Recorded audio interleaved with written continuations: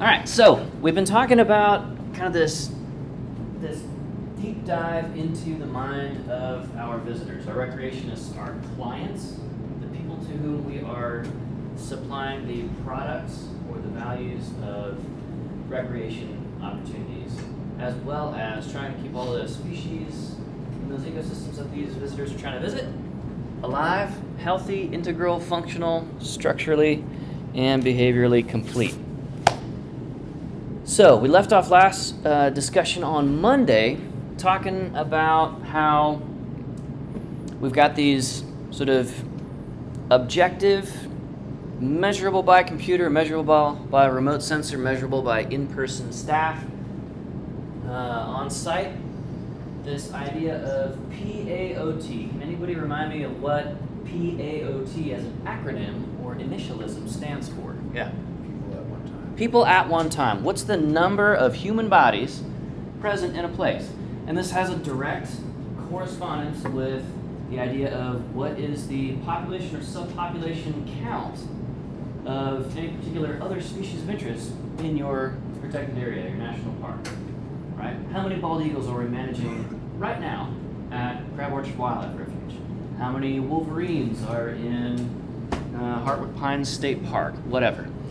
And so on and so forth down the line across different species and different places. And then we sort of nuance this idea of PAOT, just a raw count of heads, or you could do it as sort of an indirect count of vehicles, multiplying by the number of people per vehicle on average. We nuance that with the idea of PPV, people per view shed, or how many people can you actually see at some given point at one time. Now, we don't strictly, except for specific, relatively small, more or less enclosed outdoor areas or confined outdoor areas, we don't care about the specific PPV except for those particular sites.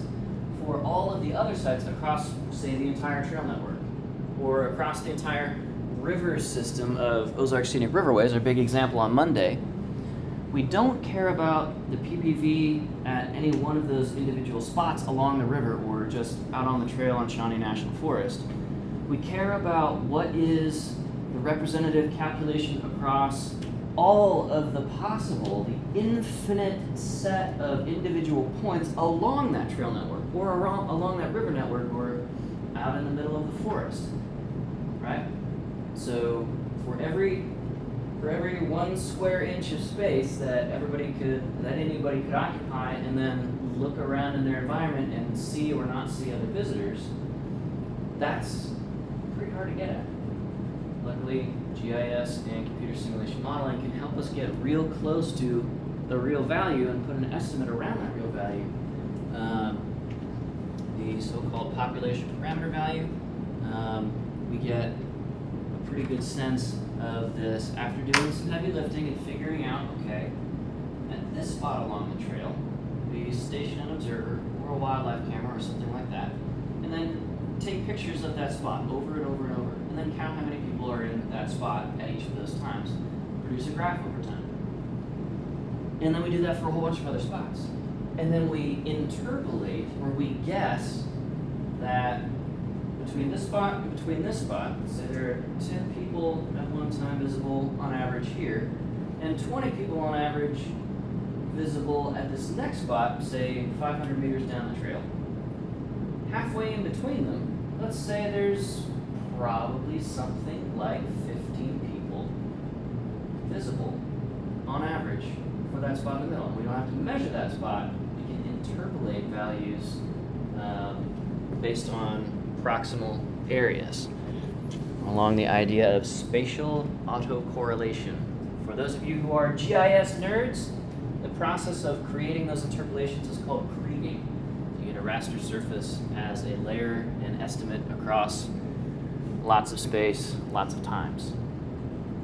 We kind of left off the discussion on Monday talking about how this PPV, this objective number of how many people can you literally see or hear at any given spot say, a popular destination site, an icon site like Old Faithful or Delicate Arch or the summit of Cadillac Mountain or wherever else. Big Meadows Visitor Center at Shenandoah. Any of these places, it's not enough to just understand what the PPV is to measure that relative to how big is the view shed, how many people are there, are they behind vegetation, are they behind a ridge maybe intervening, and you can hear them but you can't see them, so they still count, but maybe they count less in the sense of the objective use level number getting subjectively evaluated in the mind and heart of each individual recreationist. And that sensation of, oh, there are not too many people, or there are too many people, we call that crowding. We're going to operationalize the sort of concept or idea of this unpleasant sensation of, I'm crowded right now. There are too many other people around me, or they're blocking my ability to enjoy the things that I came to enjoy. We're going to operationalize that as the subjective evaluation that you and I did at the end of class on Monday of a response to how many people I perceive to be around. Now, in practice, it's always more complicated in real life, but for our purposes on this exercise, we are not factoring into account how the other people are behaving. We're not factoring into account a surprisingly powerful effect of how much like me or how much unlike me are each of these other people that I see or hear. Okay. So the research suggests very strongly, and confirmed in a lot of places, that if you're in a group, in a space, with other people not in your group, and those people are very much like you, you tend not to notice that as much. Or at least you tend not to evaluate that negatively for things like crowding. So if you go to the Student Center, I used to do this all the time, show like discount movies for $1 or whatever. Student Activities Board would bring in movies that had just come out of theaters or something like that. And on Friday nights, just absolutely packed, ran to the gills in the theater over there. And it's kind of fun because you kind of expect, Friday night in a movie theater to be busy on a college campus, especially with cheap tickets. And that kind of matches reality. So the sense of crowding in that situation of a lot of people aged 18 to 25, almost exclusively, except for a few dorky old professors like me who bring out wives and stuff like that. Super fun date night to hang out with college students. There's not much of a sensation of crowding there. In fact, having a whole bunch of other people there, maybe within appropriate bounds, responding with enthusiasm to the movie. Something happens and people bust out in applause or whatever. Or they're, catcalling the villain in the superhero movie and just cheering at him and just making fun of him, something like that. That can actually enhance the experience. Okay? Now, the inverse is also, unfortunately, very true, and a little bit of perceived dissimilarity among the other people around you in a public recreation setting can actually crank up that sensation of crowding really hard. So let's say you are, instead of going to the movie theater over at the Student Center, you're walking around any of the lakeshore trails at Crab Orchard. And you're there with a couple other college friends. And there is somebody who is, or a group of folks who are out on that same path, and they're the only other people that you see, but they're doing something that makes you feel unsafe. Well, the PPV is pretty low. It's just one other group of, let's say, you're a group of 5 people, they're a group of 5 people. We're not talking about 70 people in a relatively small space like we were with our classroom exercise on Monday. But if they're doing something that makes you feel unsafe, when you ask your group members, did you guys enjoy that hike? The answer is going to be strongly negative. Maybe they're flashing guns or cooking meth or whatever, playing music that you don't like, right? As it turns out in the research, if the person doesn't have the same, or the other group doesn't have the same sort of gender balance that your group has, if the other group is speaking a different language, that can make some people uncomfortable, right? Found it or not. So, we're going to simplify some of that stuff away for the purposes of our exercise. We're just going to say, how many people, what's your response to that level of visible use density within the view shed? And we're going to call that our measure of crowding. So when we actually got this stuff together and we asked, all right, what about this room that we're in? We got about 35 seats in here. We got about 15 to 18 people in the room. What if we had 0 people in the room? What if we had 10, 20, 30, 40, 50, 60, 70 people? And these are the answers that you came up with. So I'm going to go through the average evaluation of crowding, 1 to 9, for each one of those. All right, so pull out a fresh sheet of paper. We're going to take down just some basic information. And we're going to draw a graph on this one. So if you want to orient the page landscape, that's cool. Go for that.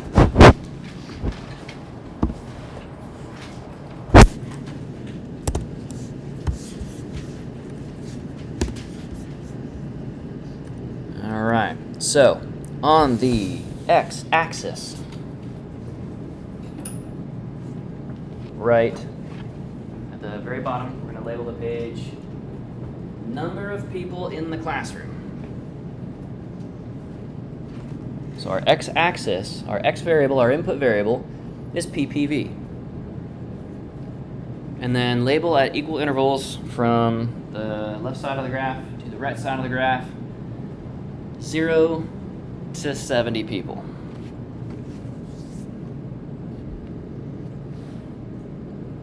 Okay.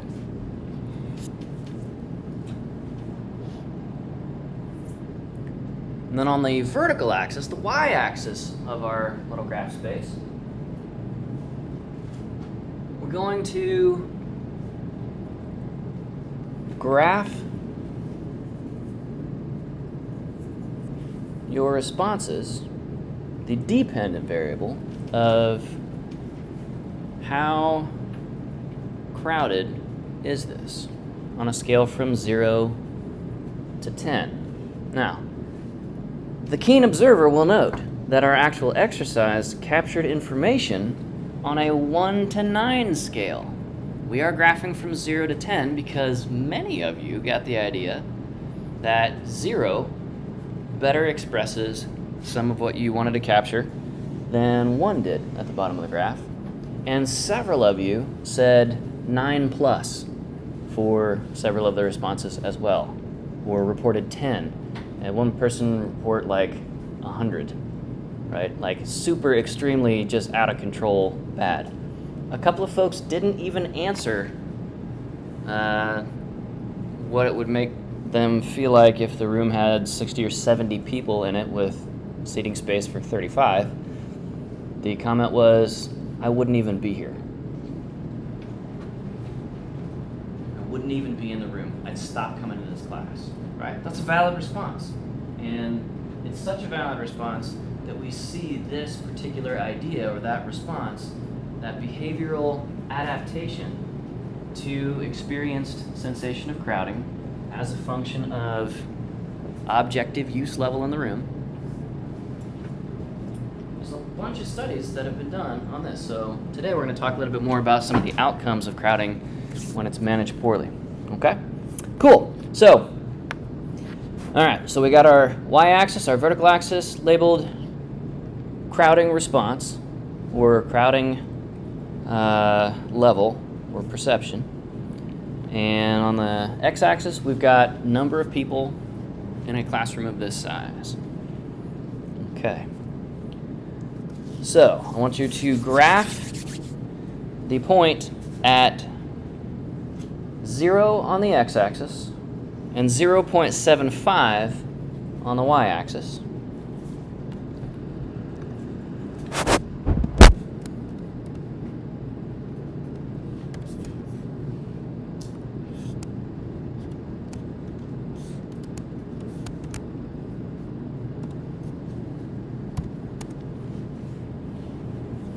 So you guys said on average, a number of people of 0 in the classroom with you is less than 1, not at all crowded. Okay. Let's see.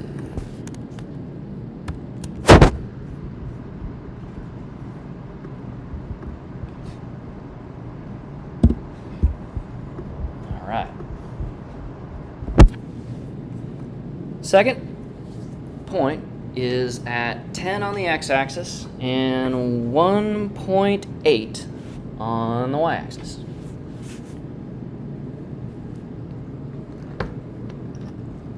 Okay. Third point is at 20 on the x-axis and 3.4 on the y-axis.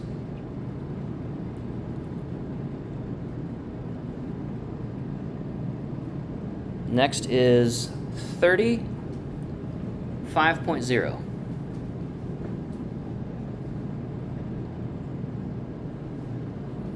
Next point is at 40, 6.6.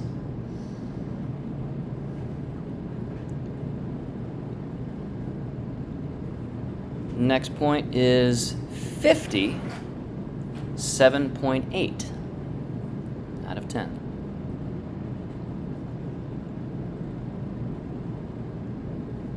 Next point is 60, 8.7.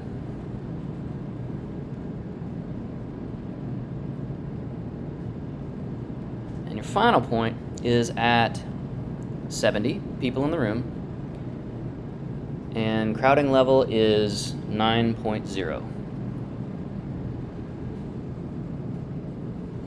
Okay? So we go from less than not at all crowded to perfectly, completely crowded and not okay.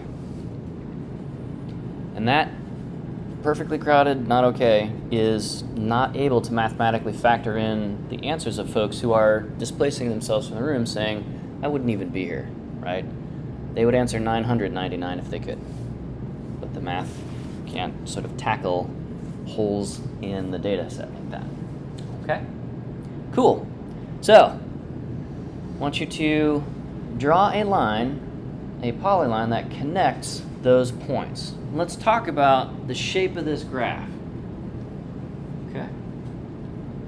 So working with humans is not all sort of qualitative information. Sometimes we do boil down to a hard set of numbers. Okay.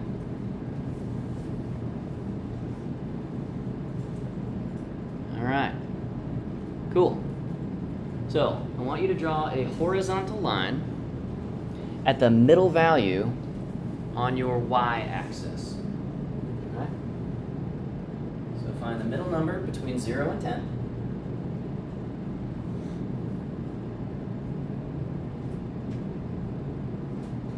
Draw a line straight through your graph. All right, everybody hold up your graphs just so I can take a glance, make sure we're all tracking. Okay. Everybody's graph should look the same. We're all graphing the same numbers, right? So far, so good? Great. Okay, let's talk about a couple of characteristics on this graph. I'm going to make one transformation to the graph because researchers express this with a flipped y-axis just for reasons of high on the graph means high acceptability of the conditions versus high sensation of crowding. All right, so 0 people, 70 people. We put essentially the 0, we flip it. So this graph looks flipped over vertically versus yours, but same idea. So 0 crowding, sensation versus 10 max crowd. Okay. Does your chart look something like this, but with the vertical axis flipped? Right. So, does it look something like that? All right. This kind of a graph, again, I'm just flipping vertical graph. It's the same characteristic in all ways as yours. This graph is called a norm curve.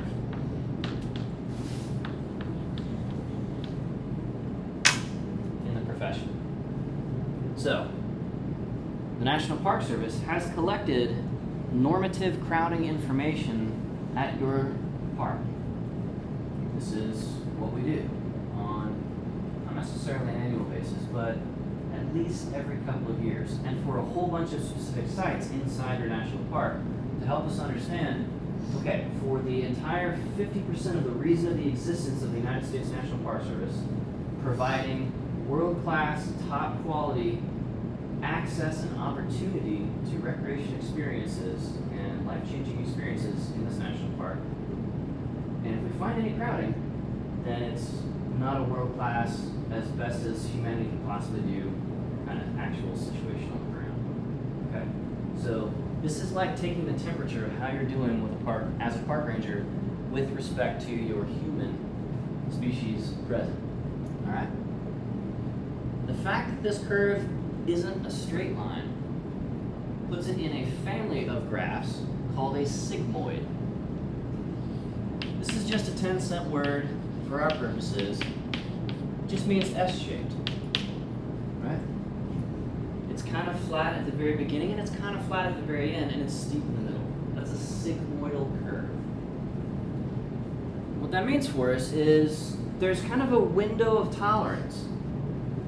That is, whether you have 0 people in this classroom, according to what you told us, or 10 people, 20 people starting to get pretty full, 30, 40, 50, 60, 70. There's not a whole lot of people feeling a whole lot different between 0 people in the room and 10 people in the room. Now look at your graph, and does your graph suggest the same thing?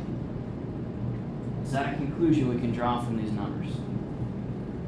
Okay, cool. So if we have a hypothetical classroom national park now, we know that if we have 0 other people present when you are recreating in this classroom, then you're not going to feel crowded. And you might feel a little bit less excited about having 10 other people in the room, and less excited still about having 20 other people in the room, but is the 20 on the I'm not feeling crowded side of the graph, or the I'm feeling crowded side of the graph? If we have 20 other people in the room, look at your graph. Which side are we on? What we're asking here is, are your visitors in aggregate, if we take average values like this, to sort of combine everybody's sensation of this together, are your visitors telling you that having and managing to a on-the-ground state of 20 ppv is okay or not? Is it above that middle line or below on your graph? Tell me. It's below, right? Is it pretty close to the line, or is it pretty close to like the bottom edge of the graph?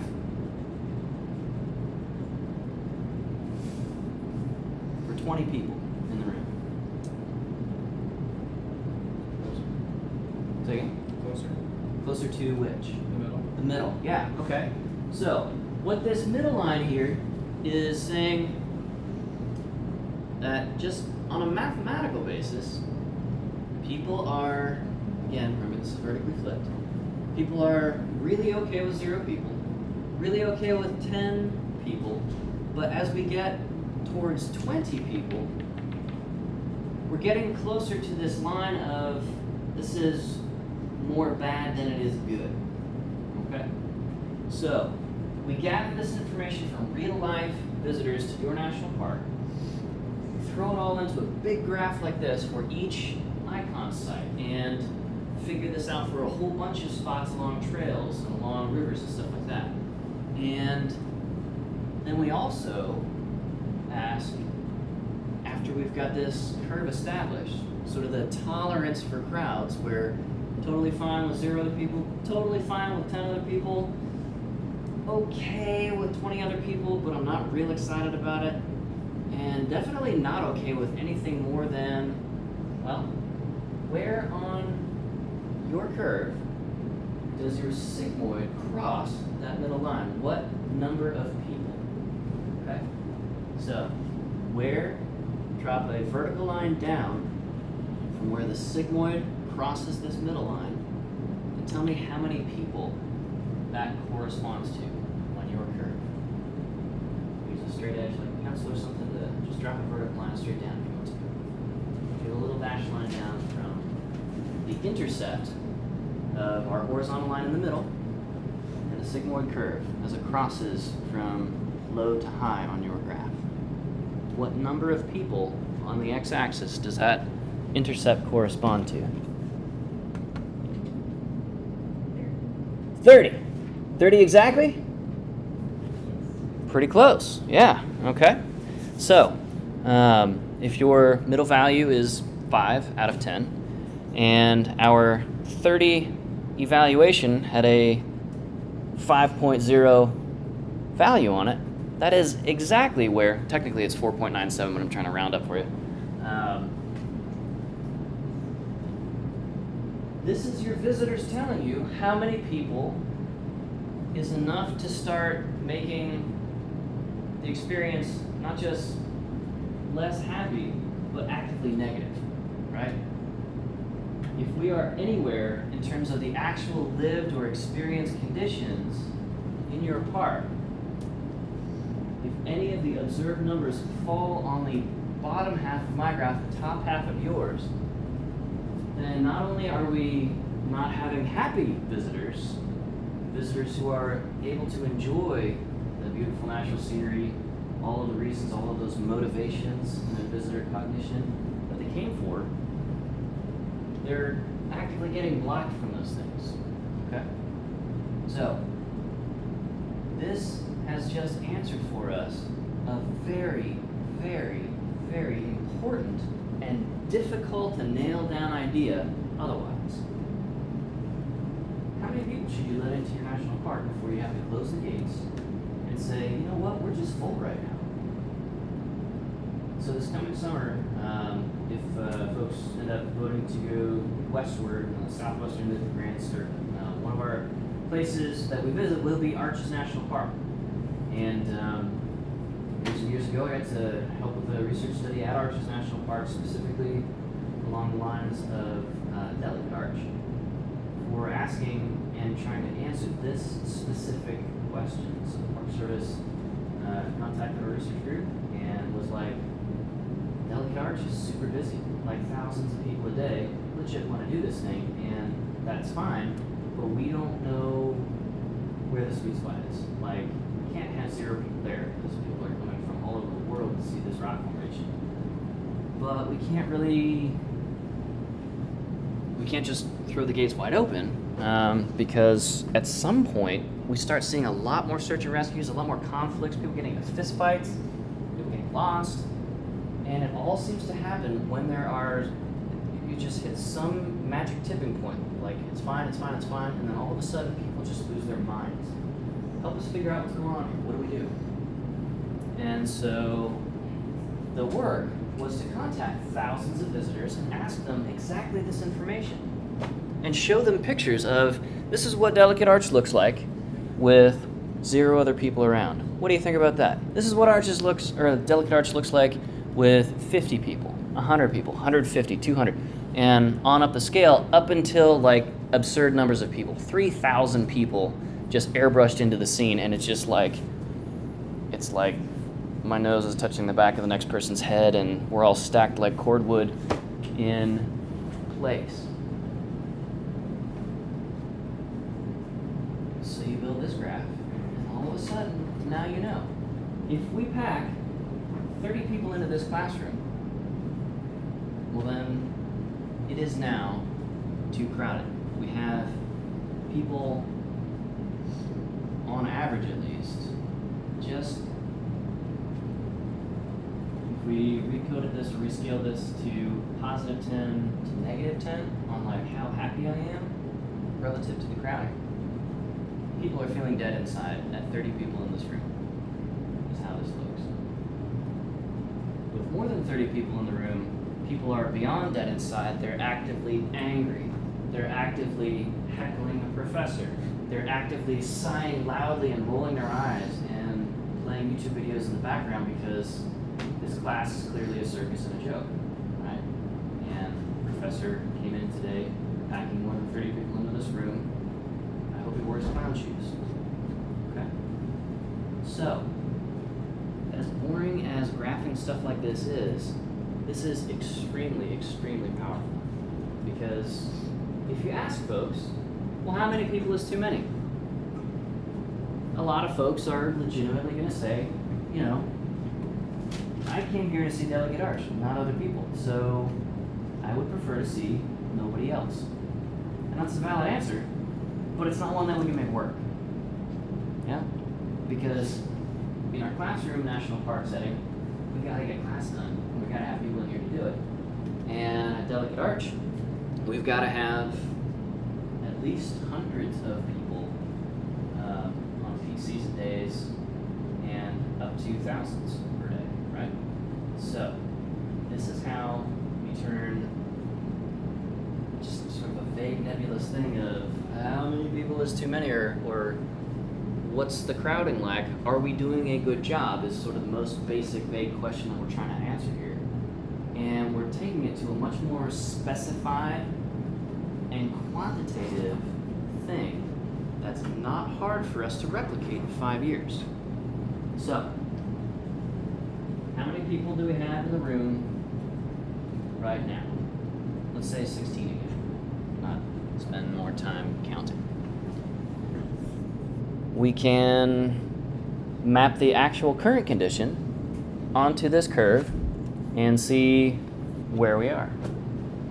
We didn't ask anybody about 16, except on Monday we did. That number would be right about here. And so the sensation here would be something like 2 on a scale of 10 in terms of annoyance for crowding. So we've just picked up or generated for ourselves kind of a Rosetta Stone, right? People don't really know or want to have to think about on their vacation to your national park. What's the crowding level like? What's the quantitative sense of how we're doing as a national park system? We can just ask them, how many people did you see today when you were out there? Just ballpark estimate, right? 16 would be the number for Classroom National Park right now. When we throw that on the graph and see, oh man, we're only at 2 out of 10. We're doing great. Okay? This is a powerful and efficient thing. So, the National Park Service and other organizations have adopted this as one of many indicators and standards that we use to define how we are doing and track it, and know when to make adjustments to on-the-ground strategy and tactics. So, let's say we are taking the temperature of what's going on. We've built this curve over the past year or so, talked to a couple thousand visitors. We have our super fancy Excel spreadsheet. And you're the patrol ranger, and you head out to such and such icon site, and you count 34 people in this classroom, or Classroom National Park. Go back to our chart. 34 is more than 30, which is our, I'm not even hot, I'm not even cold, I'm just dead inside. I'm not feeling good at all about this, but I'm not feeling super evil about it either. So we're already past what is even like bare minimum acceptable. There is no positive sensation about how you are managing this park and providing this opportunity to visitors if you're below this middle line. So what we actually do in practice is we figure out where this curve crosses this line. and then we back it off from there. So if our super neutral tendency or feeling happens at 30 people, or 5 on our scale out of 10, well then, let's just never get to 30 people. And we'll set up our situation, set up the classroom to where there's only even 20 seats in the room, and over in the enrollment database, we cap this class's enrollment at 20, at 18, at 15, and say, you know what, we realize that a lot of folks want to take this class as an advanced elective, but we can only do this justice. We can only do it with quality and excellence. Excelsior, as Stanley would say. If we only have 15 people in the room. So if we have 15 people max, and somebody like last second is desperate, man, Park, I gotta get this class, or I won't graduate, we can overload that person in, and we're at 16. But that's not a problem because we have space, we have margin, we have capacity. We're never gonna get close to where people are even feeling neutral about the experience. Okay?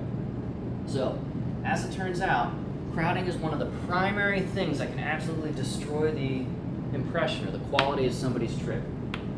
Like, show up to Grand Canyon National Park and you're in traffic for an hour trying to get like half a mile from one place to another because of an elk jam, hundreds of visitors pulling their car over and stopping traffic, and so on and so forth, right? An hour worth of stop and go traffic at a national park happens all the time. And a big part of that is just the number of bodies present.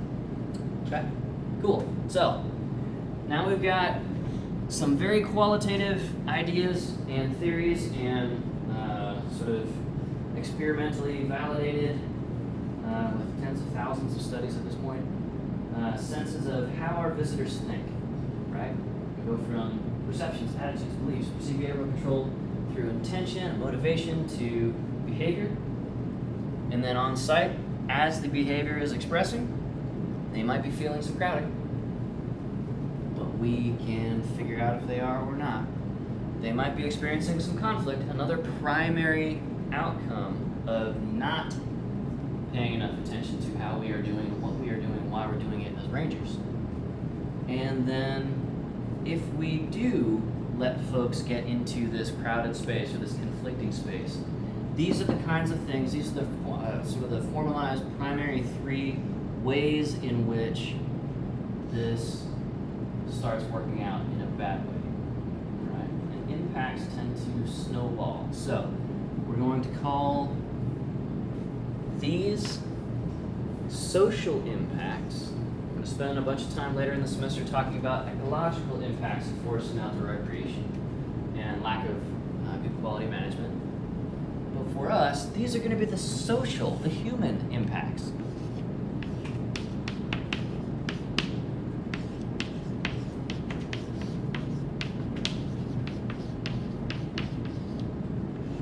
Okay?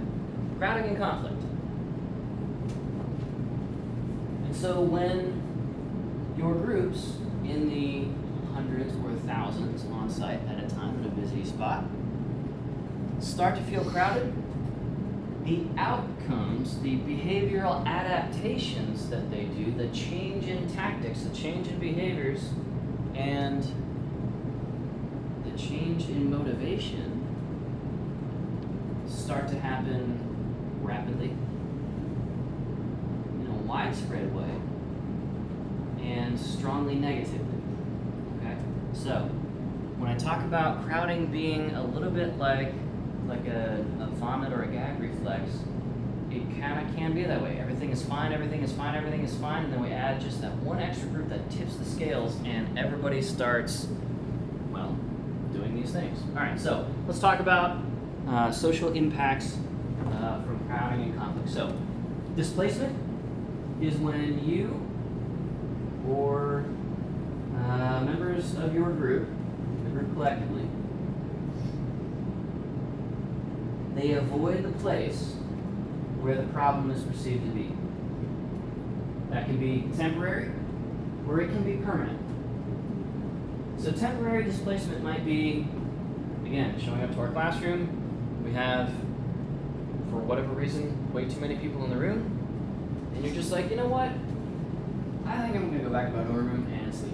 Like, I'm just gonna skip this class session. Temporary displacement. I'm gonna try again next week, the old college try. And hopefully everything will be fine. Park is stupid overcrowded classroom straightened out, and everything will be fine. Temporary displacement. Displacement can also be permanent in a more severe context. Let's say you go to a concert or a show venue, and there are way too many people for the space. Like, it is unsafe, and you don't feel good about it. And you take a peek in the door, and you hear the music just absolutely thumping, you feel it banging in your chest, but you see this sea of people, and you think, you know what? This isn't worth it. And you just turn right back around, and you don't even try. And most importantly, you're going to remember that the next time there's a show at that venue. You're going to think, man, that place is bullshit. Like, they had such an opportunity to open up maybe the other performance space in that building, and they didn't do it. Like, I'm not going to spend a certain number of dollars on that. I'm not even going to try. I'm just going to go other places. People do that in recreation settings a lot. People were starting to do that at places like Delicate Arch, where so many thousands and hundreds of people were sort of pressing and crushing in on that spot and just occupying all of that space and then some every day during peak season, that people were like, you know what? Like, we'll just get a postcard. Come on, let's go somewhere else. Let's drive down the road to Canyonlands. They get like a tenth, maybe, possibly, if that, of the visitors of Arches. It's 70 miles away. It's the same kind of geology. We're going to see some amazing arches over there too. But, you know, in our hearts we're kind of sad.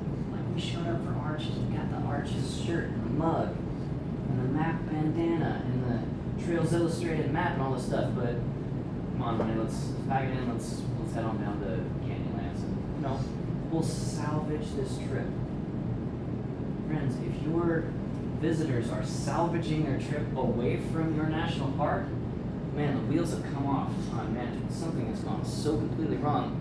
They don't want to be there, and they don't ever want to come back. That's displacement. All right, so temporary or permanent.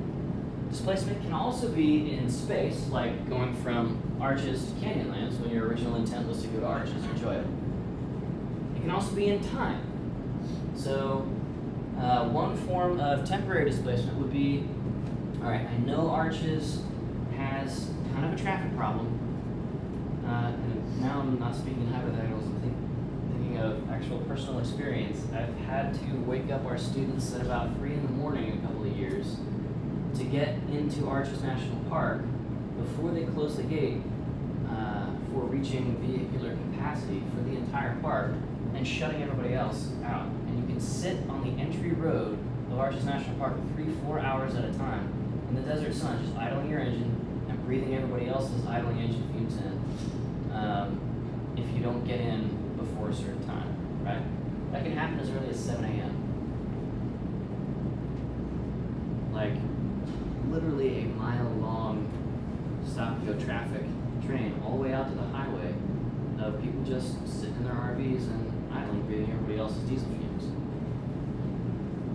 So if you are showing up to the place that you wanted to go, but you're doing it at a very suboptimal time, 3 in the morning, that's displacing in time. That is also considered an abject failure of park management. It's unfortunate that that happens, but it absolutely happens. All right, so displacement can be temporary or permanent. It can be in space or time or both. Sound good? All right, next impact, rationalization. Rationalization is where you have, or your visitors are experiencing cognitive dissonance. They think one thing about how this is going to go, right? Maybe the group has, like, I don't know, do any of you guys have a friend who's kind of like a hype man? They're always talking stuff up, just like, this is going to be so dope, or sick, or, I don't, terms, or but you have this idea in your head of, man, we're going to Gates of the Arctic, or we're going to Shenandoah, or Northern Light National Park. It's going to be amazing. And then you get there, and it's anything other than amazing. That leads to a mental state called cognitive dissonance. And according to a social theory called discrepancy theory, the intensity of your discomfort in the midst of cognitive dissonance is directly measured by the distance between your mental picture of how this is going to go, or how this should go, how it's supposed to go, our expectation, our belief, versus how it actually is. Now, if it's slightly more crowded than you thought, a little bit of cognitive dissonance, easy to resolve, you just move on. A lot more crowded than you were expecting, and it's like, is my sense of reality wrong? Like, how are there 1,000 people in front of me all milling around and sweating and breathing the oxygen that I'm entitled to? Man, this is nuts. The state of cognitive dissonance is really uncomfortable. It's not like a ha funny, oops, I guess wrong. It's like, oh my God, why do I feel sick in the pit of my stomach? Like, your brain maintains a very detailed model of what it believes to be reality. And anything that conflicts with your picture of reality, your mental model of what is true, what is real, that causes intense cognitive dissonance that can manifest even somatically. You can feel sick to your stomach, or it can trigger a panic attack. Right? This is genuinely uncomfortable stuff. Your brain cannot stay in a state of cognitive dissonance. It will make choices for you in a state of limbic hijack, fight, flight, freeze, fawn, etc., to try to resolve the situation. So, visitors who you're talking with, and you're just chatting, hey, how's your trip going today? Just kind of taking the temperature, taking the pulse of how things are going with your visitors. And they say things like, I just can't believe XYZ, or man, I can't believe somebody's not doing something about XYZ, or why did nobody tell us about unpleasant situation that they've encountered, or how did this ever get so fill in the blank, right? You tend to hear a lot of phrases like that. They're trying to revise that mental model with any kind of credible information from you, the ranger. So, rationalization, proportional to the distance between what you thought and what you're actually experiencing. And that distance is the amount of discomfort that you feel and the impetus or the force or the driving pressure to resolve that and make some new choice on the fly with limited new information in a state of limbic hijack. What could possibly go wrong? Right?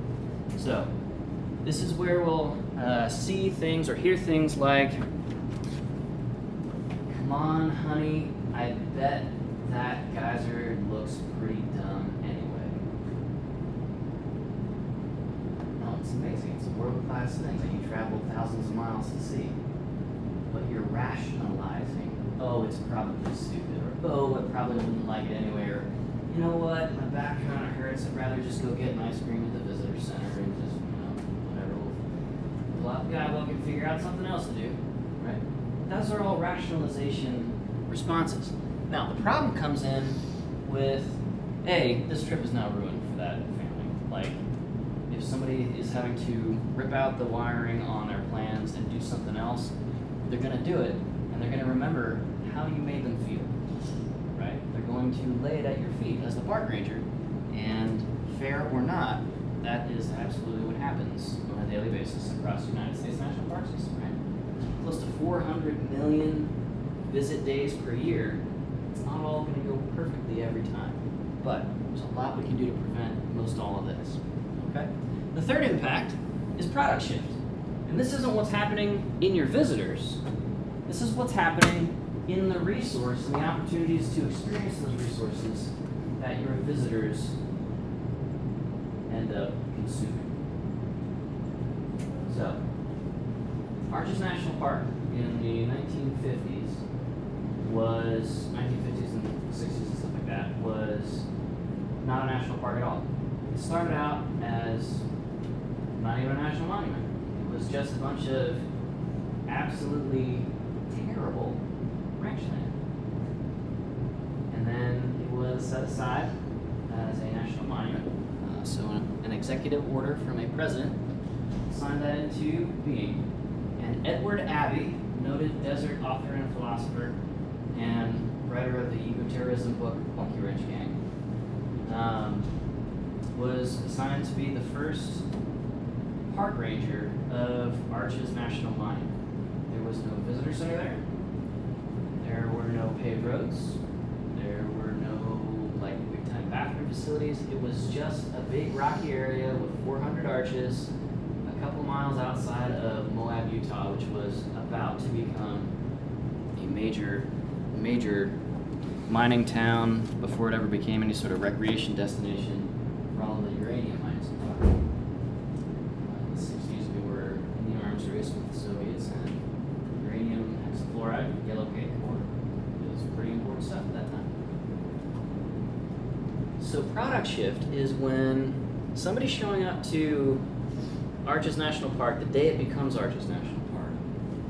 Let's say 1965, I forget what actual year it was.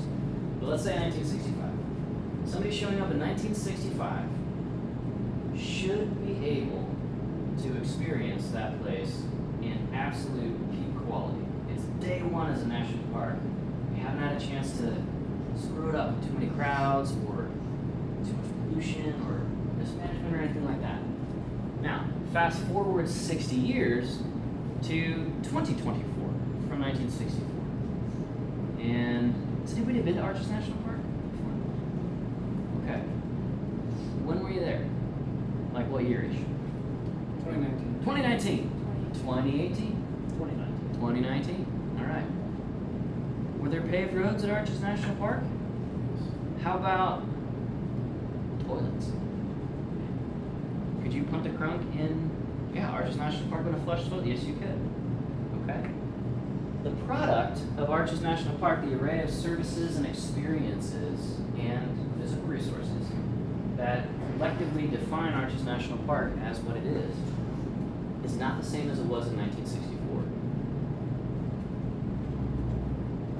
And part of those changes are because of the numbers of people present. Arches National Park,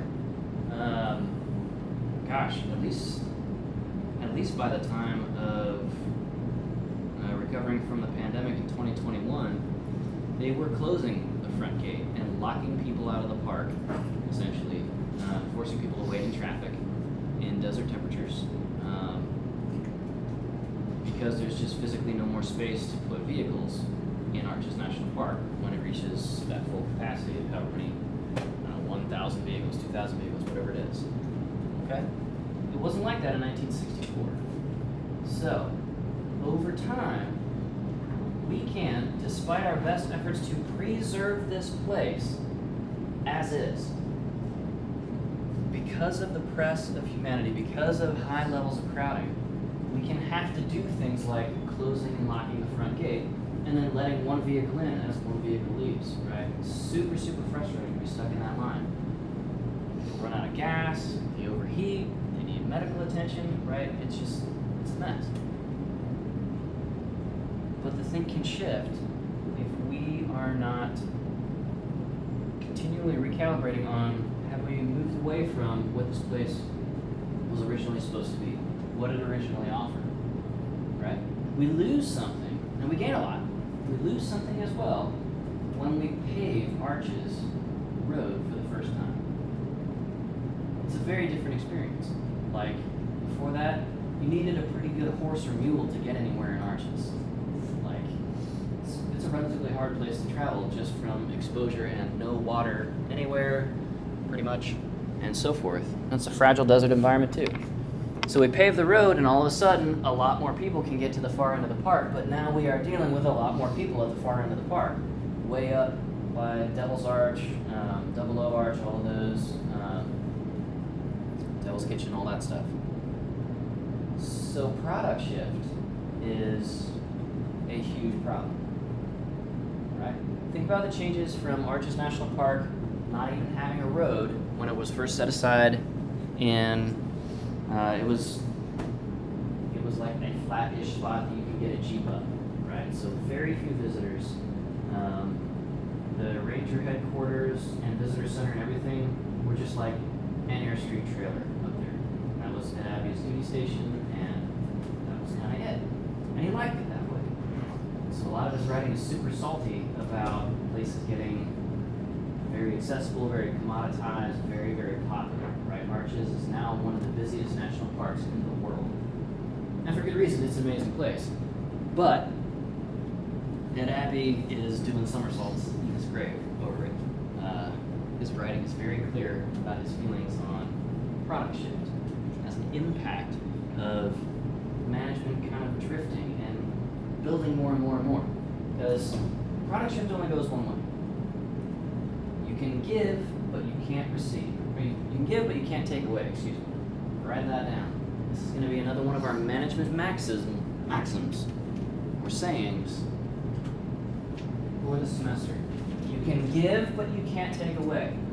Once you pave that road, you are committed to repaving that road forever. If I can paraphrase the Sandlot. Okay? If you have to jackhammer out that road, people are going to be like, well, this is bullshit. What are my tax dollars paying you for? I can't get to the far side of Arches National Park anymore. And that's not fair. You let all these millions of people do this for years. Why can't I do it now? Right? So take a moment to think about your national park. What was it when it started? And we haven't had a chance to sort of dig into that and investigate that yet. But imagine it on day one as a national park. Imagine Ozark Scenic Riverways, where we're going for our field trip on day one in 1968, where the Park Service has just been freshly handed this thing by Congress and hasn't really had a chance to do anything on day one yet. The river's there, but it's a bunch of fun. Okay. What's the product shift across your park from when it was founded, maybe early 1900s, late 1800s even, mid 1900s, whenever it was founded, to now? Take a second to think about that. Imagine it without its multi-million-dollar visitor centers, parking lots, ranger stations, and huge trail networks, and concessionaires running historic lodges, and so on and so forth. What was it like on day one versus what it is now? Okay, now, fast forward another 60 years. 2084. Assuming that climate change hasn't caused the collapse of Western style civilization, what does your park look like now? Are there more roads? Are there fewer roads? Or is it exactly the same as you see it in your mind's eye in 2024? Any of that difference, to the extent that it's adulterating or mixing away what the park was originally created for, and what the Park Service is charged directly with protecting and providing access to, that's product shift, and that's the problem. So you're in a pretty tight spot as a park ranger. Maybe you need some roads because people are shredding your national park with their car tires, their RV tires, or Jeepers tires, or whatever. So you put that road in. You can give, but you can't take away. And we have just caused some product shift. It's now a little bit less wild. There's more roads, more wildlife getting hit by vehicles, and so forth. Okay? So, displacement is an impact. Rationalization is an impact that leads to other impacts. Product shift is an impact. These are negative impacts. They are very, very bad. When we are asking folks, how are you feeling about crowding? Here's the kicker with displacement. We can't ask anybody who's been displaced. So let's say your national park, wherever it is just a little bit too crowded. Like 1% of your visitors displace away from it. And they say to themselves, you know what, this was fine, I guess, whatever. Let's just not do this again. I don't enjoy this kind of crowding in what's supposed to be a beautiful natural space. I just felt so confined, so constricted to be pressed in with everybody else. Let's go somewhere else next year instead of going back. And every year we're asking people's sense of crowding. But the 1% that's most affected by your management in terms of PAOT and PPV leading to crowding, which leads to displacement, those 1% who aren't coming back, they're not available to you to say, man, this is a 0 out of 10. You guys are really taking a dump. Like, this is a disaster, right?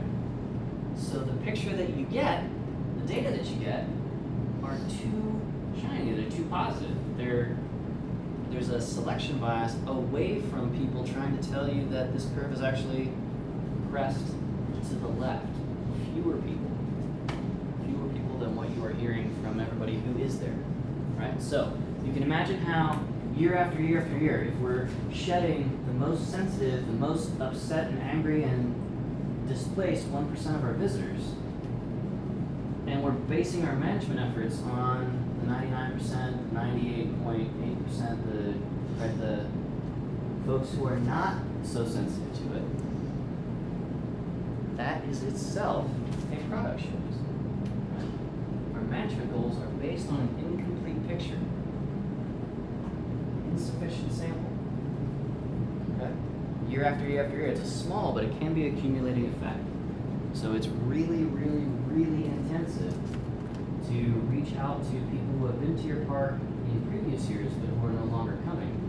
Track them down and say, hey, we think you guys might be unhappy with how we're managing this place. Can you talk with us just a little while and let us know what's going on? And ask questions about things like this. Like, did you decide not to come back to the park because of the crowds? Or was it just too expensive? Or you have a whole bunch of other cool parks to go visit, right? And if it's just other parks to go visit, great, that's awesome, right? We want folks to visit lots of parks. But if they're saying, there's so many other parks and we had a bad time at your park, we really, really, really need to hear that. That's incredibly expensive and difficult to do, right? It can cost millions and millions and millions of dollars. And you're trying to chase down people who are dissatisfied with you. They may not want to talk. For valid reasons. Okay, cool. Clear as mud. Any questions on this stuff? Do we have a clear sense of sort of this chain of the theory of planned behavior leading to on-site conditions and experiences, and how we evaluate those experiences for things like crowding, and those impacts of crowding or conflict, which we'll get into, lead to displacement, rationalization, product shift? And we'll finish out class in the second half of class talking about the maladaptive, depreciative behaviors as a function of these things. Any questions about it so far? Cool. All right. You feel like you guys, if I gave you some hypothetical data for your national park, you could run this exercise with a little bit of structure and guidance in kind of a live fire exercise. Cool. All right. This is a very useful tool, and it's absolutely used all the time in production environments, in the real world. So we'll look ahead to that a little bit later in the semester. Let's take a quick break. Stretch your legs if you want to. Come on back, refreshed, and we'll head outside. We'll talk about conflict, and then we'll talk about maladaptive and depreciative behaviors.